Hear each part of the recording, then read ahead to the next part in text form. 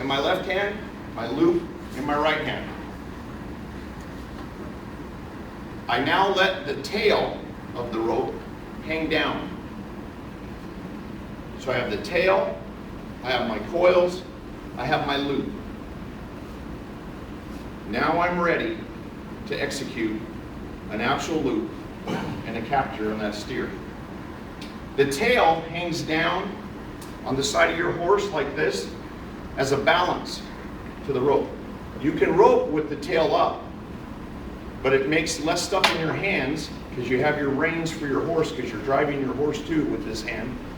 But for this example, the tail is down to make the coils not so minty, kind of like slack. Okay, I have identified my target. Don't let me hit you with this. I'm going to make my loop, and it doesn't matter how many loops. You can have 10 loops, 20 loops, 5 loops, 2 loops, however many times you want to go around. The importance of the loop is that it stays open.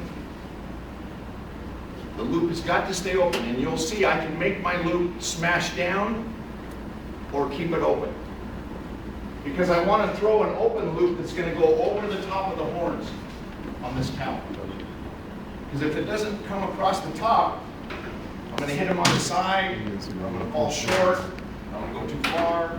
So I've got to have that loop target the center of that cow's head. And the way you do it, it's just like throwing a baseball. When you throw a baseball, you look at the spot you're throwing to, right? And you throw to that spot, and your hand points to that spot when you throw a baseball. You're throwing your hand to that spot.